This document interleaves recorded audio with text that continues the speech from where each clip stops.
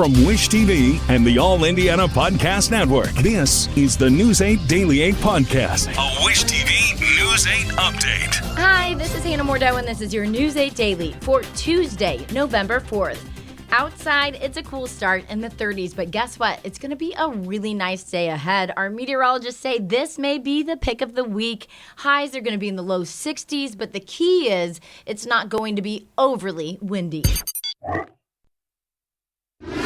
Breaking news, Dick Cheney has died. He was one of the most powerful and most polarizing vice presidents in American history. Cheney had a long career in Washington, serving in Gerald Ford's administration as the White House chief of staff. He was a congressman and the defense secretary under George H.W. Bush, then became second in command to Bush's son. After the September 11th attacks, Cheney won praise and criticism as the architect of the war on terror, which led to long U.S. troop deployments in Iraq and Afghanistan. Late in his life, some Republicans turned on Cheney over his criticism of President Trump, with Cheney saying publicly he was backing Democrat Kamala Harris in last year's election. His family says in a statement, Cheney died last night due to complications of pneumonia and cardiac and vascular disease. He was 84 years old. Happening today here in Indiana, voters in Avon decide whether to approve a referendum for schools. They'll choose whether to renew a property tax that helps fund teachers, staff, and school activities. News 8's Colin Bailey went to Avon United Methodist Church this morning as people went there to vote. Republican Lieutenant Governor Micah Beckwith got involved here in Avon, going door to door telling voters to vote no on the referendum. His argument is that property taxes are already too high. Last week, though, News 8 told you how Beckwith was asking voters to reject the property tax extension. Avon schools tell us, though, the tax makes up about $400 of the current property tax bill for a home assessed at $250,000. The school superintendent here, Scott Wyndham, says that money goes to keep class sizes low and to pay for student activities both in and out of the classroom. Earlier today, I asked the superintendent what his message to the lieutenant governor and other opponents would be. I'd love to spend time with him and help him understand the challenges that we are facing that are made more and more complicated every year by our legislators and our lawmakers. And there are great things happening in public schools across the state of Indiana, and I would love to highlight those for the lieutenant governor if he'd like to come back to Avon and actually have a conversation about it.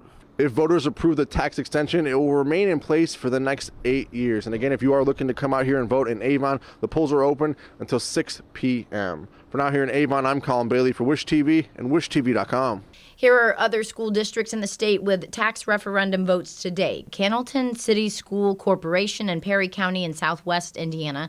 3 districts in northwest Indiana, Hanover and Lake Central Schools in Lake County, and Duneland Schools in Porter County. And in northeastern Indiana, people will vote to decide on a property tax to fund Northwest Allen Community Schools in Allen County. Today is also the first major election since President Trump's return to the White House.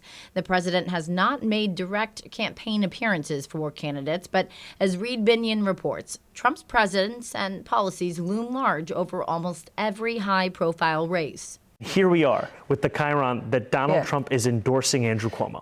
Democratic New York mayoral nominee Zohran Mamdani on election eve, highlighting President Donald Trump's support for Mamdani's main opponent, former New York Governor Andrew Cuomo. If people want to vote for Donald Trump and Elon Musk, they should vote for Andrew Cuomo. If people want to vote for change, they should vote for me. Cuomo, who is running as an independent after losing to Mamdani in the primary, hit his opponent on experience. He's never had a real job.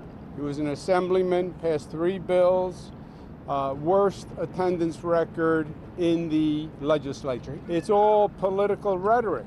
Recent polling has shown Mamdani leading Cuomo, with Republican Curtis Sliwa trailing both of them.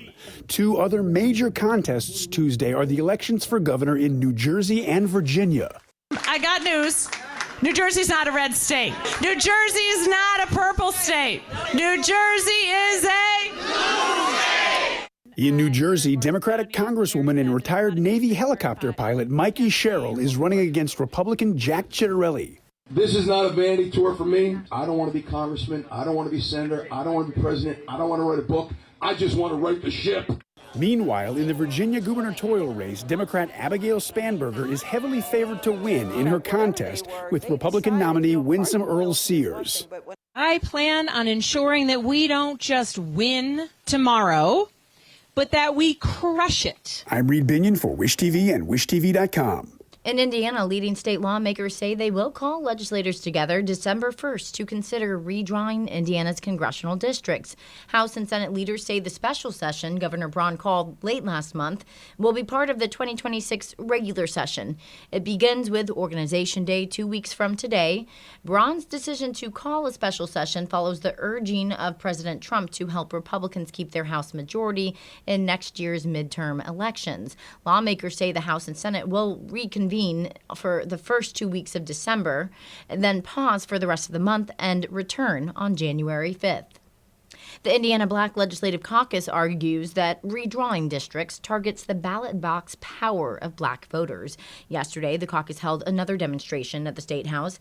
Lawmakers and advocacy groups are calling for the legislature to reject redistricting. This moment is bigger than maps and boundaries. It's about the moral blueprint of Indiana's future. Redistricting is not just political, it's spiritual. Because when lines are drawn to lock some people out, injustice sneaks in. When communities are split to weaken their power, democracy begins to crumble. Indiana conservation voters and the Indianapolis Urban League are also pushing for lawmakers to leave the current congressional districts as they are. Let's go to sports now. Start with the Pacers.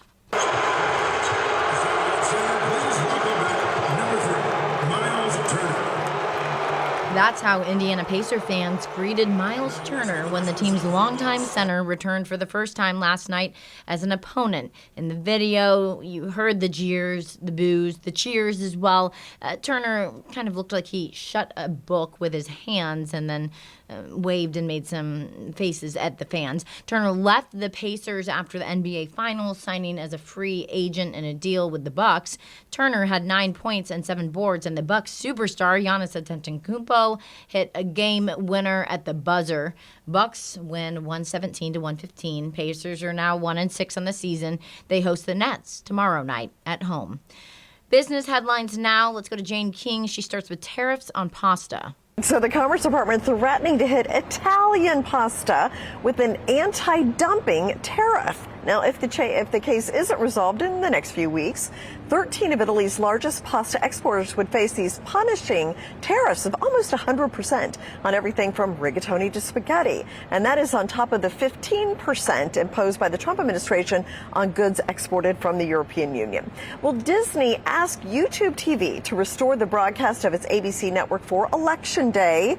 YouTube TV has refused that, by the way, but the two sides are fighting over distribution fees, so that drags on. Now, subscribers to YouTube TV lost access to Disney channels such as ABC, ESPN, and FX on October 31st after the two companies failed to reach a new agreement on programming costs. Both sides have accused the other of being unreasonable in their demands. And college remains a strong financial investment even after accounting for student loan payments. Degree holders earn an average of $8,000 more per year than those without a degree. Even when accounting for debt, still degree holders are spending a sizable portion of their increased earnings on student loan payments. And many individuals who take on student debt but don't then complete the degree will face financial hardship. And Amazon keeps racking up profitable deals. OpenAI has signed a $38 billion deal with Amazon Web Services. That's its cloud portion, and it will immediately start accessing NVIDIA's chips. Now, it's one of OpenAI's biggest moves away from Microsoft, which was an early investor in OpenAI and also its exclusive cloud provider. Well, AI stocks led the markets higher. The NASDAQ, S&P were up while the Dow fell. But this morning, we've got both the Dow and the NASDAQ down 300 points. So starting to be some questions about the valuation of some of these stocks, especially after we've hit so many record highs lately.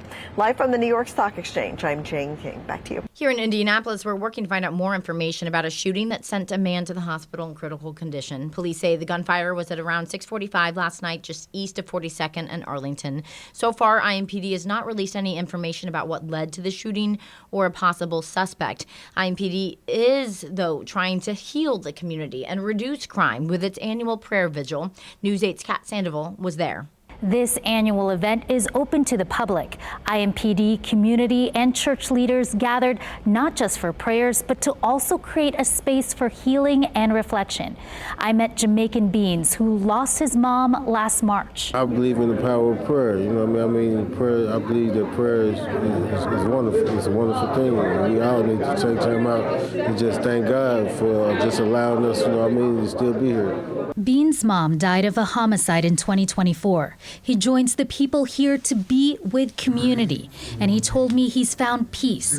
IMPD says there are 136 homicides just this year, which includes murders, self-defense, and accidental deaths. Prayer is a way for us to be able to deal with our anxieties and the stresses of life, to offer ourselves hope, and also to let others who are struggling with matters of life know that someone cares about them. The vigil was open to anyone, whether they are religious or not, and Pastor Adams says he wants Indy residents to know their community is here. IMPD chaplain John Russell tells me the hardest part of his job is to let family know that their loved ones were killed.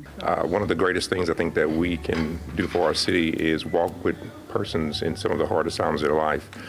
One is knowing that someone cares and loves them. And that's encouraging for a lot of people today. IMPD Chief Bailey, residents, and church leaders comfort each other through moments of silences, prayers, and embrace. Beans has a message for anyone who has lost a loved one. Just stay positive and keep praying. God ain't gonna take you through nothing that you can't handle. Pastor Adams says he's seen a difference this vigil makes in his community, and that's why he does it every year. I'm Kat Sandoval, Wish TV, wishtv.com. This has been your News 8 Daily from Wish TV. I'm Hannah Mordeau. Watch us on Wish TV and wishtv.com. This is the News 8 Daily 8 podcast, a Wish TV News 8 update on demand. For even more, on demand and on the go. Connect with Wish TV on Facebook at wishtv.com and on the free Wish TV mobile app. Thank you for listening. And be sure to like, subscribe, and follow this podcast for updates every weekday morning on the All Indiana Podcast Network and wherever you get your podcast.